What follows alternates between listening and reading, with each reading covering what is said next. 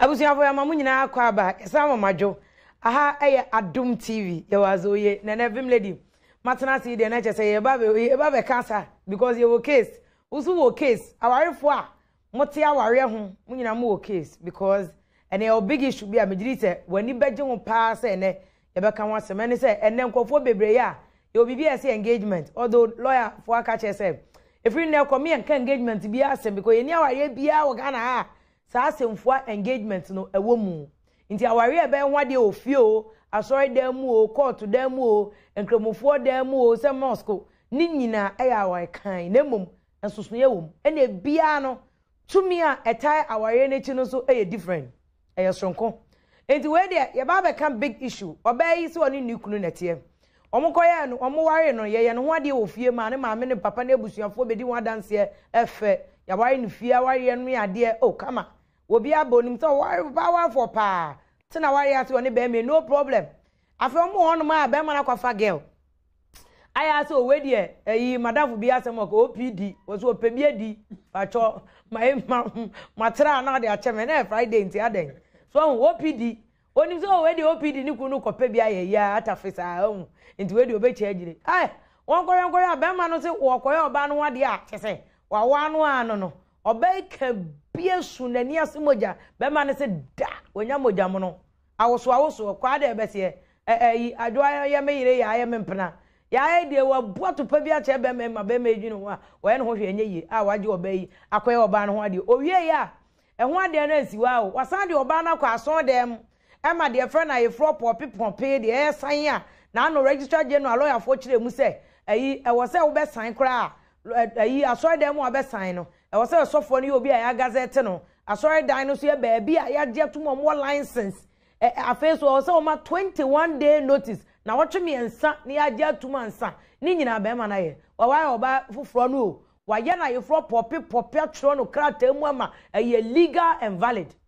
nti obe a chese wanyinya we no hwe ye osu ade no anya yi nti se ni case nyina ne se ono na ware na ye no ho ade ansa na ye fro ge no wo beba no ya ware papa ananya papa se be ma nya will so patre no owu a one ne ma won be ye den oba afoforo no so sori a ohuru no wo se awa mie na me sheka we na me na bosu mi ense me ya mesisie wonya mesisie se oba yi wo case awaye ni mu de he na ye papa na o ware fia ware na wo san koya ayofra lawyer for be the conversion of marriage o sakra ware no ne tebia ne sune ne ban se de ete de akofoforo ete sen patro ne we be man wa wadwene se obekwa kowura tokro bi man adwa mesre ofa go ben osisimu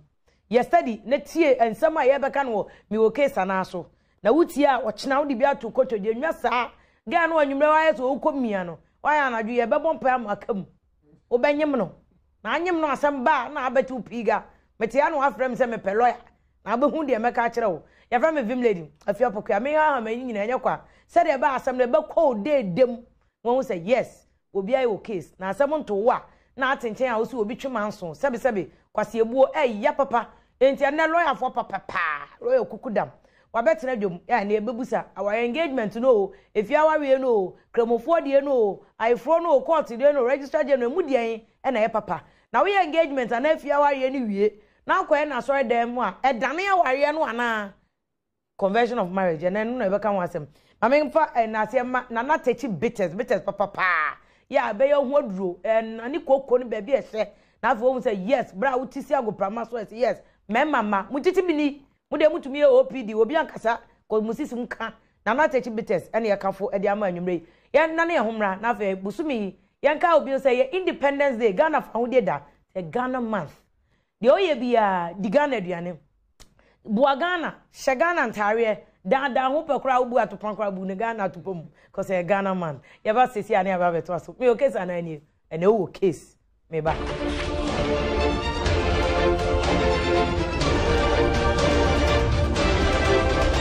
ba mama sa mama kwa babie mo fa nche yese yakoche kakra so ni nyina se de be na case no ubetimi ehu se de ensam ne te no wadi akire no ehu no kwasempa ewo mu eti mama sa mama kwa babie Adom TV ne yesa on live wasempa 94.7 ya fa me vim lady efia pokua na mama mfa me lawyer enchire wo ene lawyer Paul Parker atitobe ewo ahanum say na edin de bia o che me amaka che lawyer so pa igbeni boy bi ma me pa o because edin de bia mebo bia so no mabo no me achichogbi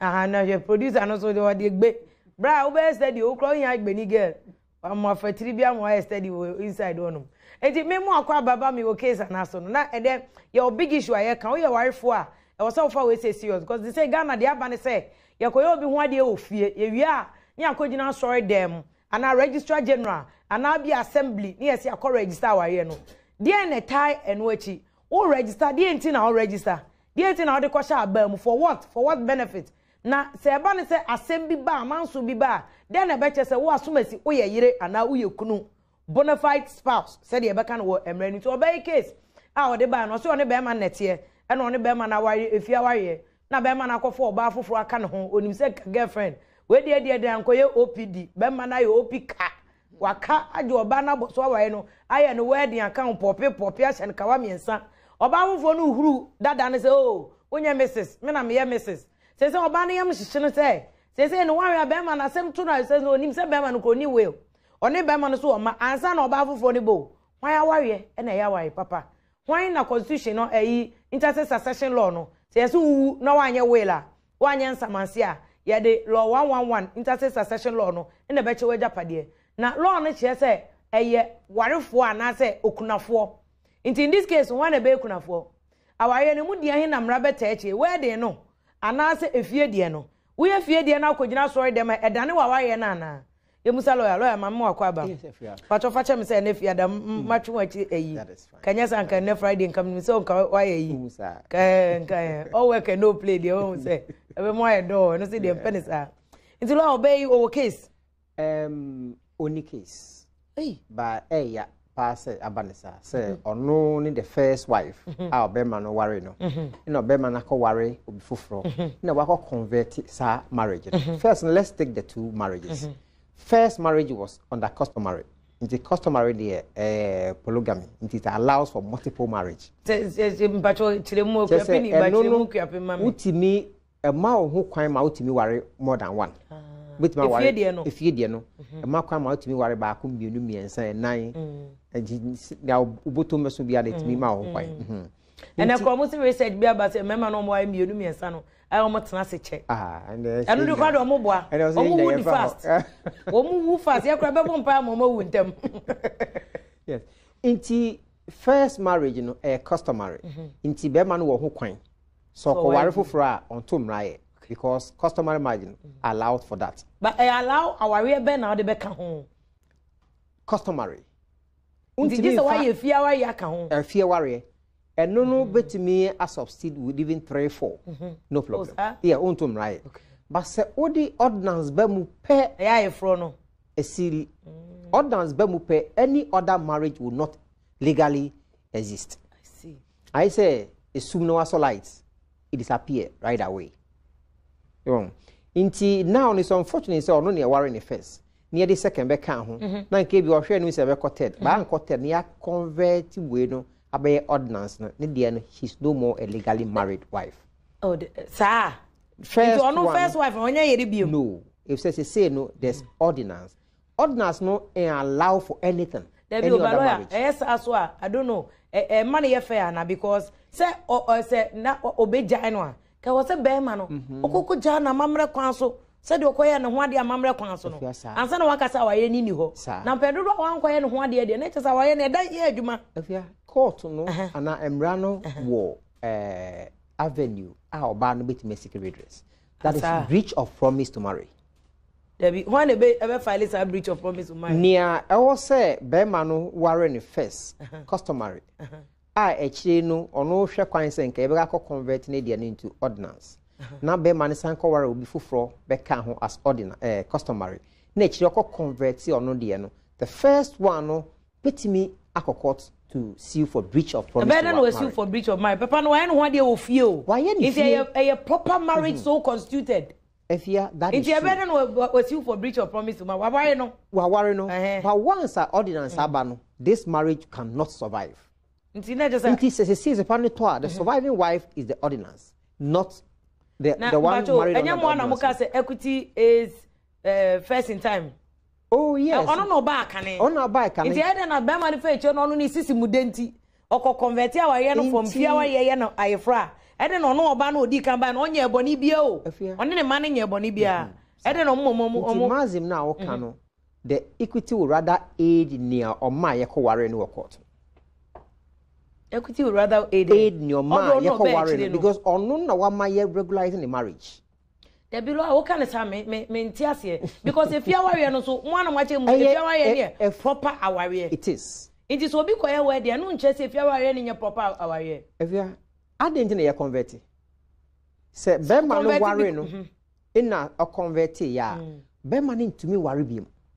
Fine, but I never force so be man be convert because say if you are our papa. Omi anu betimi aja atum say oh if you are for all you know, cry no ban say why is second one if you are and the problem. Only problem. The problem is so the way in the second one akwaya fro. Why are you fro no? Ayefro cannot substitute with any other marriage. Nti ade ne yengu ayefro de ne nka say ne o me customer. If you are ayefro. Ayefro no now no legally no. The ordinance one no will be recognized. The customary cannot be recognized because in the characteristics of the customary no legally ordinance no ain't to me in substitute with any other marriage. I see. It is unfortunate for the first wife. Say ono to me ni bema na kama bema no and convert ni customary no into ordinance. But lawyer unim nyamu ana muka che say wo hwe article 11 we Ghana constitution ni ma o che hierarchy of laws no o che say your constitution no your enactment ni ade amambezi say your customary law. Yes. Inti Ghana mamre no eka Ghana emra no na so be ka che say so obi ko convert na why for me fia ware e de court de a court de no otumi che fia ware a that's mu gu Ghana mamre ni mase mu bu e fia ware no so anim tia yengu efia nti de na che wo hwe constitution ma yes oka aware me ensan ye wo 1 customary 2 Mohammedans 3 ordinance right. Yeah. These two customary and ordinance Mohammedans it allows for multiple marriage. And no warrior but so called worry under ordinance na untimi worry biom. Fine. Metiasio. But Bema no ko worry under ordinance so onim so ontumi worry biom. Onim so ontimi worry biom. Amu cheche wan sa na wako worry ana. Ordinance. Yes. Ordinance da wonimo di otiri mu enu anu ontimi worry biom. Me issue is oba no ono ba waye kane no onye eboni bia one ne ma no munye eboni bia e no mka so no momo onye wife na awaye aifra ba mu no de ordinance one eba ba hye efie de no so just like the emrano constitution supersede any other emrano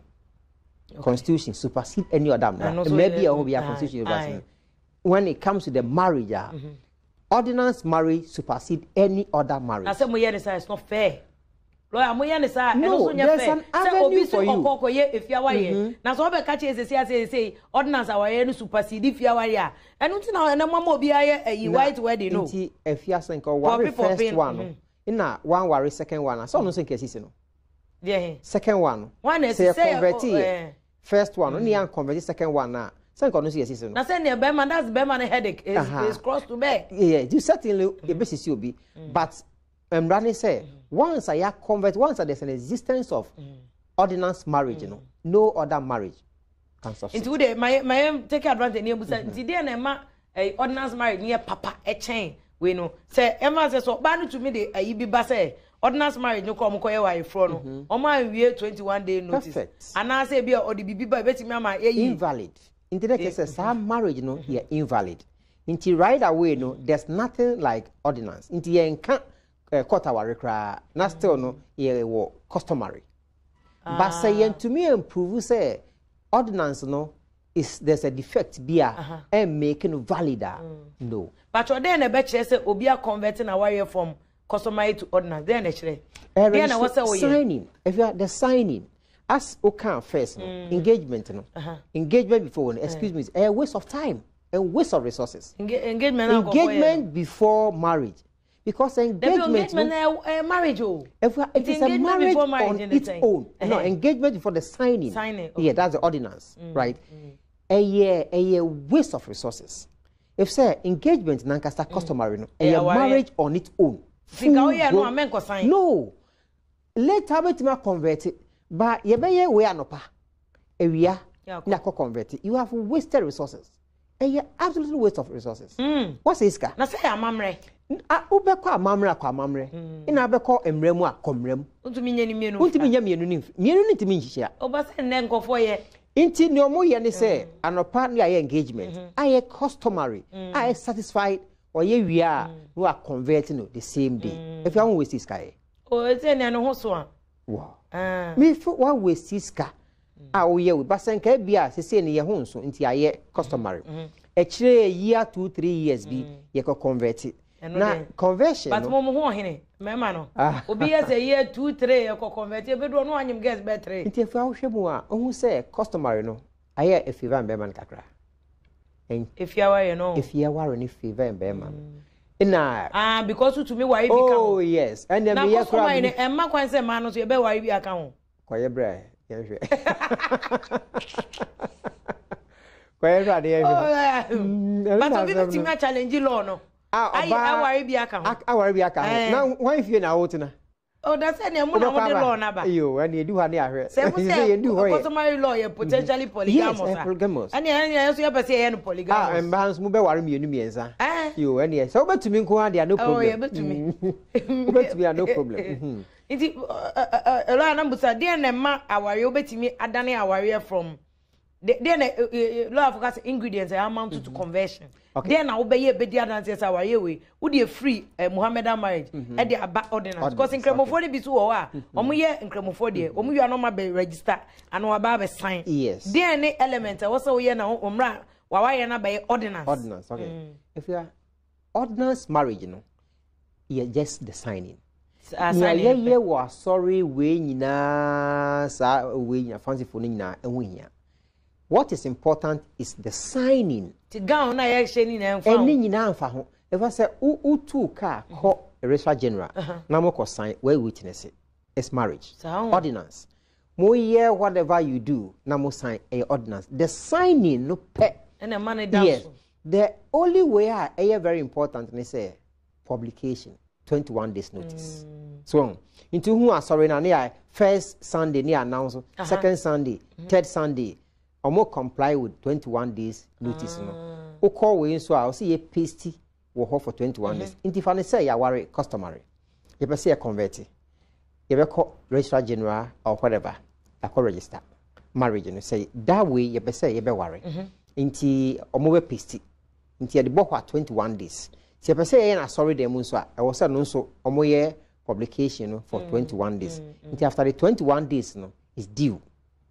Me hu awari bia omo worry on the 21 days no it is not valid. I was say 21 days the chum. What certified 21 days? No? Say 21 days no one and some why we no but so worry on 21 days na intwa mu ye uncertify inti so convert here you go through the same process the same process but on the other hand nso no ye were customary ultimate register customary on the PNS law 112 so you register customary no but still no register no and be ordinance here inti if you are no register any ordinance who register register under PNDC law 112 yes still if you worry but just a register and go for any more yes who register mu chechemu who register into register you be say who register under the ordinance and under the PNDC law 112 no mo kan wan na beti ase no so obisa na ye church room if say who nim na wa adwen you say who ko worry under ordinance na akoye PNDC law 112 and just say any wa liar mbacho ebuja mo me mfa ade we very serious o e ma no e na lawyer kan say e betimi aye ho ade wo fie wo ko sign wo TMA ana KMA a e ma waro ye ne meye ayefro ana ordinance e da ho ye fie wa ye ti zo kunu no ko fa oba foforo be kan me ko bo brazia enkobo wo ye mabom bellet mbeka se na be ma na wakotwempna or right so twempna de mu odine fa yire be miasa nti pacho busem se na lawyer can registration am ko sign wo KMA ana TMA no ye wo de ye no lo ayi ordinance na se ene ye wo de ye no PNDC law 112 busem misraw ubusa no obi di watam kwa me man no busem nya se be wadwe se na me yi ene so me ma no aba no if you are your crown was show kawanti na money and na ti dom na ye na ma waso be yes rough owu a na ba say yes onya yire na yire no be 3 e wo honom wo hwa de obepri ho ka na do ani ato so no tiro a cheche mu under the PNDC law 112 no and no advantage amount ne say divorce can only be done at the court. Even register if you are here no. Even though you're customary, wait to make divorce at the court. Yes, court pen wait to make divorce. I see. Just like the ordinance cap 127. And also go for anymore. Say if you are here no call sign. O sign. Just a court. Into want to me fan san ko jawa buti afon gat meja o. Debi. But so won sign ya, I know they didn't sign ba be jawo. So ko sign dia just say court. But still no and also wako sign no PNDC law 112 no. Still no e ma be ma no kwan timi ware bi kan ho. And no doesn't go under cap 127. No strictly one person to one. I see. Into open one man one woman there. This all call court and I fraud the ordinance. I see. Number 2 say I say bibi if you are then ma awaye if you are because there's so be na mamre nti me no ko ana anwo ne yakwa ya eso amamre no wo ho no se wo ba bia asante anankran me yankrani na be wae me eso yanso ya amamre so nti die na ma aware eye efie aware if I say na wo ana mo bibi so very informal marriage different from efie aware na na oh no enu informal marriage okay so na wo chire mu no wo hwe the constitution article 11(2) na explain what is customary. Okay. So, he said, I say customs no, customary no, different from every community to another community. Sir. To me, one community, even the clan no, or more customs are different. Inti ebia nene die. Baby or hoko warrior, me say me ko warrior. Yes, me fa stool in kahun. Yes, me fa mats in kahun. And I say no. Hey. Media na customary. Me ye we yase no o ye engagement. O ye if you are warrior. Na wa convert the same day. Me first tool in kan. Eh. Ene abefua mini manto. Na me ni usika. No, man fan. Na wo de o kwaje list na man fan kan. Na ka ho na me se menye. Me se menye because no efua ade ne say enye customary. Me ye ordinance. Me ye cost ordinance. Inti me se menye. Se mo pese But I wouldn't say you are bound because empedudo mama list what you to say me list no na just what you to obey amamre na answer na wakoye ko if anti na make ni say because abusafo nyom no na call school sir aware na me ye no enye customary e ordinance una wo kan be abusafo no awaye no mo de ma kai mu zelo ya enya wo na obey awaye no balo ya ti mo de o mo ba ma wo ti ne fro ba no ye na be gina ne abusansa so ma si we ya ba ye nje. They are offering you a wife. Inti wo awaye na obewa is subject to their consent. Sir. Inti o mo afa mbade o mo fa ba. No, ni true. Inti man fa ba chire ya me pa ya me ya se man fa man to stool. Se na minim ni use. E chire me hu se stool hu here. Se yes I too late between to be. O betimi ato. Inti de bia me name wife. O betimi ato. O se ya etwam. O ma me to be. Oh sir. Oh. Me kwa metimi am obi e be show bi no aye bia mamo. Yeah, that is just by the way. Inti say o ware under customs, o register. Advantage ni say is only courts in a bit divorce. But a ma obema no opportunity to marry more. So person ya. Inti na say o hwa obema no pio so me dem mpe we person o customs. O customs pe na o say o wadwen boni. Onya odi ba beka. Tie ye futu a de mama ne so ye yo nwa de ofia. Forcia na ka convert ya wari. Forcia na convert. Say the be man to be mfe bi kan. Convert pe be man no aka ontimi nya hwe. Into one was a scenario we no. Second wife no etumi aforce be man no amana convert. Into what convert wo or first wife no won akem. He say o de no ye customary. Ina ono de no ye ordinance. Say sabita franchise be man wu a ono ni surviving spouse. To be in court for ye bibia. Ono ni surviving spouse. Does it make a difference? If you have one, one or two more, and that will change anything. A certificate in the but if you have one cat or more for certificate in every war penny, no money more at the sign. Every as I go court, or be a sabi well, na wo kwa kwaji earlier say ebusuafo nya ebusuafo na be decision e court na be decision into the evidence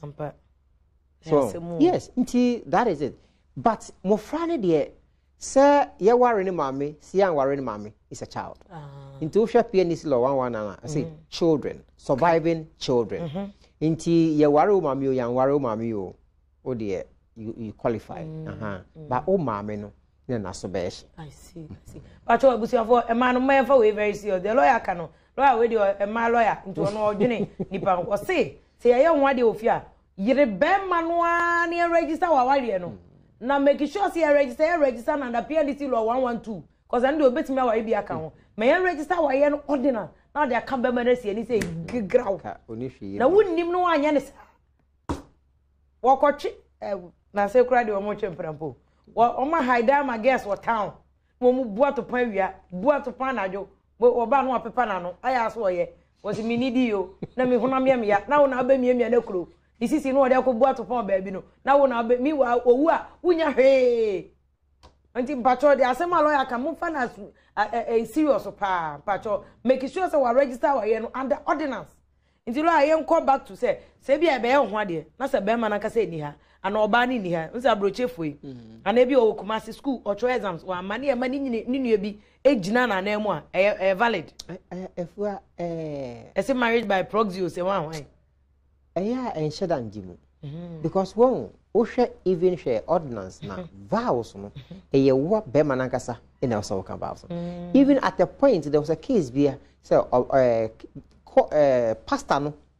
e ka say as I say na o kan edinachi inti echire na ko ba se no pastor ona ase menka inti na o kan na me so repeat ye ebu a me de mount na me repeat anya na efi makomam so inti sese no pastors na hu o say waka wade na wankasa waka obi anim inti o kira no nka se me na me ka hye wa no inti fani say fa yen fa the same we nim bra cost ordinance customary na be mani ni ho no be aware ama say obi di be mani ni ma ye we na chire oba wa be ye ordinance wo that is fine ana akoye knocking na busuafo hu say oh say o say dey ye two tinsa na chire no be mani ngasa ba be ye parce be mani mbakra na ya ye bibia na o hwa ye de oba no ekwadrochire akoma be mana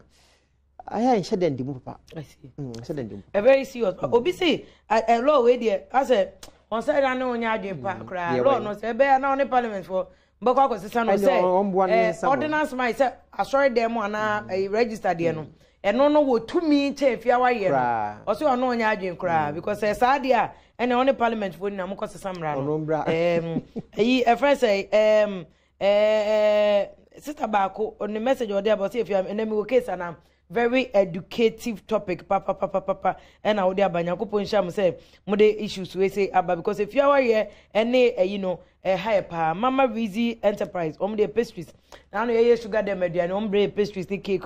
just say any pastries ni nyina bi the bread pa na na and on so case if you may enjoy and you make discussion ya my say minim say if you are here no yes no and so asori dem there and so court there no ne Mohammed marriage nti wan hwe ne ye pena ochna akofa asem de abanti we de asem no eno no nti lo a mana mi busa asem marriage by proxy no but mpacho apply to oba ne bema ana oba nko a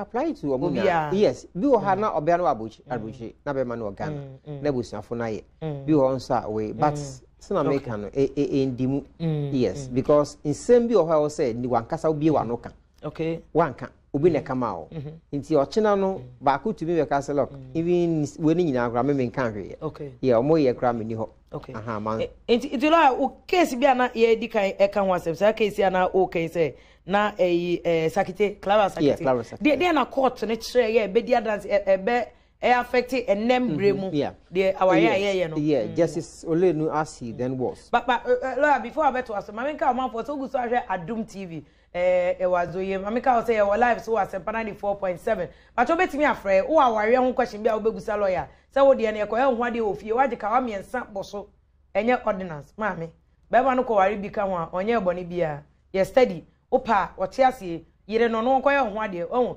numbers wo screen so ti hwe ye TV no so bones the number be there so fresh our number no now question bia wa ye ho no fato lawyer nim say bia ho so ni be ma na ya ye fro be ma no so sorry bia no na enu say na no ye kan wasem domestic violence nti we a emebusa ho question kwa fa ne code of straight wo de de no tum one day kura na ono a o so de no na entwom santo de egunu na yi ho a o next time obefi obebi eja mo so am ma no so am koda no ma hye jeans so no so illegal why nti mo ya very steady law mpacho na wo case no recaveat by Clara Sakite ina je solenu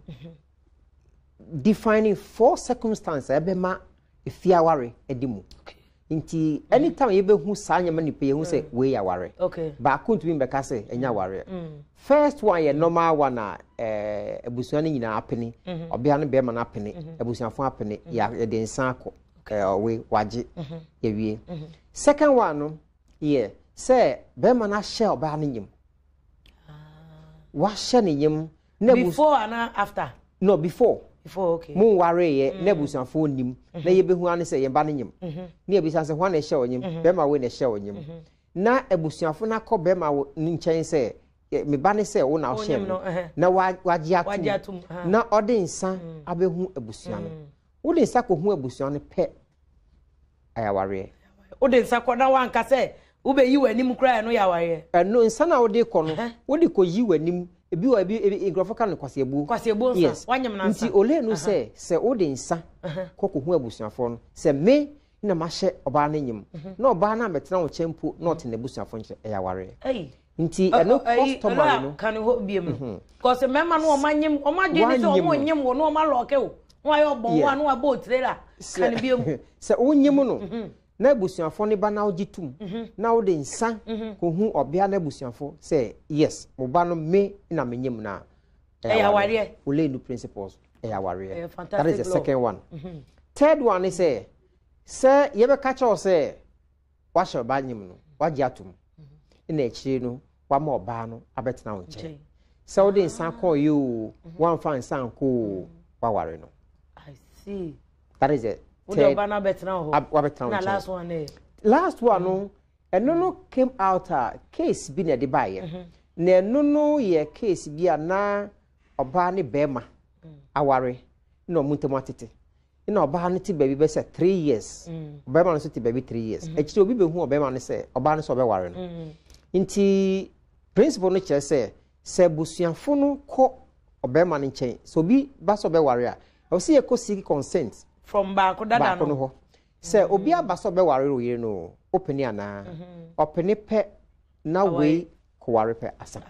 nti untumi mba biem imbe ka say we but ona ole no kasa no say sa principles and nine nyina go together and I say back we president quite validate the marriage ebia on it one nti anytime there's a scenario na ye hwe say me ba na ma beto asma me ko first call ho won zima obedi mama ma good evening me kra me si openi o yo ba na o ye be good evening Antia aha o de say wo frevin me de ejamieza ejomora de state zima oh mieza de mehu baby efri o de you cannot get lost why me mi tie wo question no yo Antia po me yakopon Adom oso e yo me question na say si a lawyer akekere ni ma pi we bibi agent na person bi ta say si a wo ware na so anko court anko signa za ware no enye djuma na say enye djuma se uko wai mako na ho ba bi mi akọ efie abusuafo ma akọ ye no ho ade awie kata manko court anko ye sign no a enye djuma ana say enye djuma o enye djuma lawyer kan no ye fia wa ye enye djuma eya wa kan ndi manko court enye djuma enye fia wa ye ubetimi awari bi account because fia wa ye bia ubetimi awari bi account am ko nana good evening o efia me jo so boko de se kuma se boko de akuma se boko pa efia yeti o dia me bi sane say Ghana for truly enya education na dia me bi sane say me maye hwemu kakra bi awade bi wa me friend connection marriage oko we just assembly na de say ke mana whatever no obe connect ko bi atrase na wo ba ni na busiafo so ma ba o ade o mo ye marriage certificate dia 2 kwan na ma tese lo ye cast sign sa sign na amafo di 2 kwan na o di ko school di ko amafo amaso no eye de o mo kuta marriage certificate ni bi no eno so ya wade anana no implication be na was ade no eno wa kire no mu o se no ya ware eno sign no omo mienu ukọ sign de eye PDC law 112 no anu ye fiaware ya wa sign utumi ware bi ka ho ba ukọ sign ordinance ya fraud ya na court de untumi ware bi ka ni mienu nyina so ye aware papa ya da ba ku beti na ware bi ka point say wo sign a aso onware o to bi kura timi di nia e ko represent no de agent crowd Debbie anu na o ka senye sign ni de untumi fo bi nkosi wa na manya senye valid marriage yeah my son ya na wo de tutu kwa na tire no die na be asemba omo mbeti ompiga asemba do omo to no omo num brodo ni cheese oho na asemba de ombo say yes yankotema bra Philip good evening bacho good evening boko tema ho de bacho bisa lawyer Paul si me masem ni say wow oba no oni be maniti ebusiafo di so ordinate bema nation say in case they say ye che ebusia property na ebia oba no ni bema na tan be 10 years wakoye kokoko knocking one ni one dia ni bema ni fima oba no ni chefa ewe ebusia no ye de acho so anya no ho ade me bo a wa ogoye knocking ba wo ma ba oni no wo ma oni ni ba ho ene ebuchafo ni nani se na ire one na atena 10 years na sa se ni bia pa ni muda wa na ni ta issue da anu court na be decide ya anya lawyers na ya mu ntutu mu pressure lawyers ni ono go plead o but court na be decide ntu lawyer obusa o aye kokoko ba onye ne ho ade in the eyes of the public obi anim say oyire yes internally customary but also prove it court me boa yes no we see customary no ni prove bedding this how the family head biaba abi dia dance say yes asem we si wo manim because unya evidence bi fan kwakire but say ori na atena why kwaye knocking na oni na abetena no bia hu say me it's satisfied eba 10 years yes even the age number of years no doesn't matter yes once I'm atena when it will fall under any of the even the first elements na it will fall under Inti bacho ye ba ewie ye no ye bre na so ane sa ma ye hu niema e ma ne mema nya ba me ye ni ada ho a e be ma ya wa ye na ye valid wo se o ware ase na make no embe ma ne pipe ne ye easy way ni se e ba ya no we pen ba bi afa nti e ma no so ye ma lawyer no ye champion keke e me no so pe ordinance no say no difficult and no ko gina obi anim court make decision na me hu say customary no aya member no feel say anytime be say me ja oba no me man sasoa me kona me bi omoda na me disi wagbem me ja oba no it is never true wo hwe mra ni mu a kwan a wo fa so ko ware no say kwan ni so a na be fa so ja oba no nti say uko oba no fie wo say uko kwa busuafo amane say mi ja moyere no me hu instance a be ma no kwa odu fie wa obie dan insane ni egban me joy e ba no unja ne yes sanya baby a wo bia your wife asam ba na obe say still your wife he saw the insane ahye busuafo no sa nti lawyer na wase lawyer Paul Parker atito gbi ene na twetwe nkomo ne wa my education but just a quick penifo akese bi so lawyers omo je se uye oba no wade ofie na ukoye ayefro na waye ne invalid that's what they are saying say no amount of ordinance awaye will invalidate if you waye na wadi kan aye no nti ya beto aso nyakopon ya adema next week ya beto asase mo because law no de wa uni mane timi ko ana akọ ase nti mame na wase se utie mu case na ma na aye de tie ma no yesu nyina na ye de ya desua mama me yentie na mfa na nko ya fanye case na fe ya moa justice any supreme court justice ya papa justice apo yakopon sha papa de bia na o ma yakwanche futu enum ne ade betimi aboy ya da se papa justice tanko court of appeal judge ya da na se papa fe Michael Apabila any prudence patinge wo mnya research ifo a wo mo eboy production team enumre wo mo abo man na me o case na ye the cameraman ne ade ya da masipa logo so ne sound any Samuel Isaac Amwa Samuel Siane Odamtin David Ampofone Belinda Arthur Sami Jesse Porsche Chona Mau any Muamaka Adom production team fantastic work and then you remember Yankopon ya Adoma ebeshia next week e wo me case and so but we bema ye study anwumre ko wura to ko bra boni mu we oba nso a plaster farm obabi ka wanu tum untumi afa iceberg uni iceberg and ice cubes we wura baby na ka wanu tum uni kuna nko fa baby a tokro bia mu eye liga next week yankopon ya adoma e we hia na na techi edase